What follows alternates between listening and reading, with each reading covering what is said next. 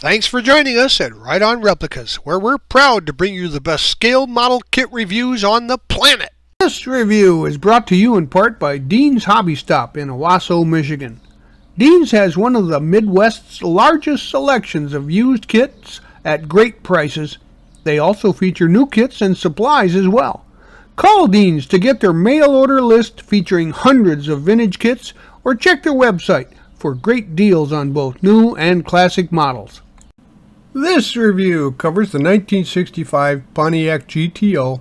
It's a 125 scale kit from AMT number 38594.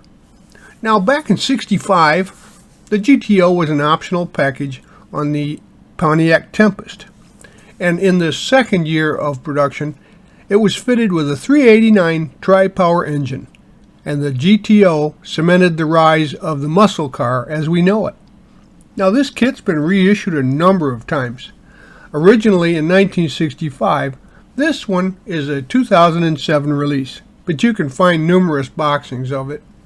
Now, the kit contains 90 parts molded in gray, chrome, clear, and clear red. The tires are both hollow and solid, 2 sets, and they have nice sidewall detail. This kit can be built as a convertible or a hardtop in either stock, custom, or drag car configurations. Oh, that's Newt back there tapping on the glass. He's my program director, and it looks like he's got something he wants to say about this review. I love the nice, clean styling on this car, but what's a tri-power anyways? The tri-power engine from GM was quite popular in its time for the muscle car set, but the tri-power actually refers to 3 two-barrel carburetors on the intake manifold. Here are the contents of the kit. You see all the tires there available, and the parts are in pretty good shape for a '65 mold design. We'll be mostly using some liquid cement and clear or white glue for the windows, and sometimes some super glue for fragile parts. Here are the decals for the kit, and mostly I just used the sponsor decals, not the stripes.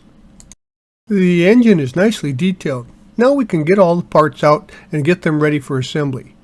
I decided to wire my engine, so I used this diagram to provide a pattern, and I drilled out the distributor and added some thin wires.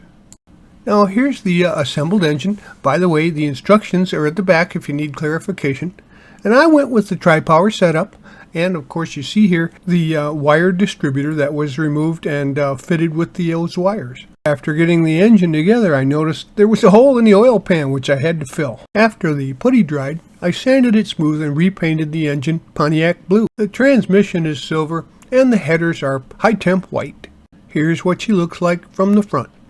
Well, the custom wheels from the kit fit the tires. They didn't fit the era, so I used some mags from my stash. The tires assemble easily, and I added some red lines to the fronts, and I highlighted the Goodyear symbols on the script for the rears.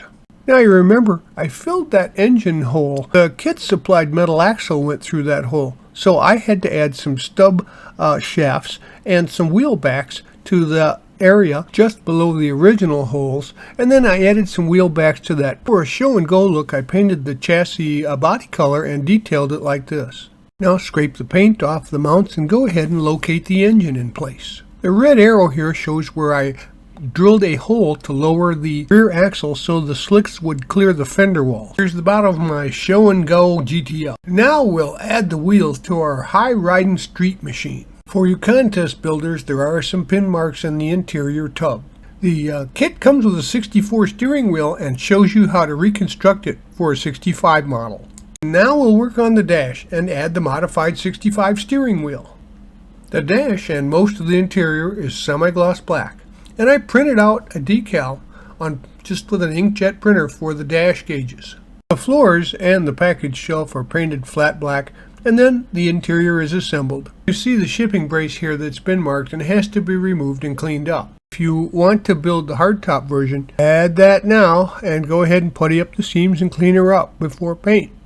The hood would fit perfectly if you don't paint your model, but if you do, take a little bit off the sides and back end of the hood so it'll fit. I scraped the chrome off the hood insert and painted both hood and the intake frame body gold. For the body color, I used One Shot brand gold metallic number 109L. Back in the 60s, AMT used this piece as the hood retainer.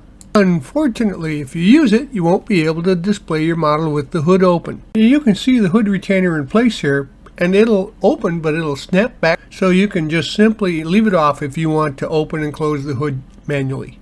Now you can add a little flat black to the grill there, and then scrape the chrome off where the glue goes. The instructions have you putting the grill in from the front, but it goes in from the rear, so put that in place before gluing the core support into position. Following that, add the interior into position, and then we're going to put the body on the chassis.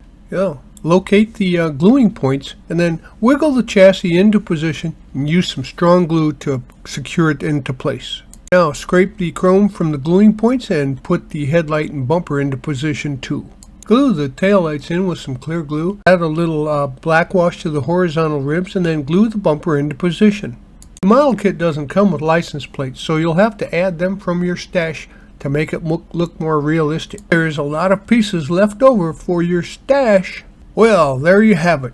Your classic muscle car is done. Looking just like those mean muscle car goats from the 60s, you've got a proud shelf sitter. The little rake and the lowered suspension, our muscle car is ready to roar. Well, we hope you like this step-by-step premium model kit review, and so that you don't miss any more, please subscribe to our YouTube channel.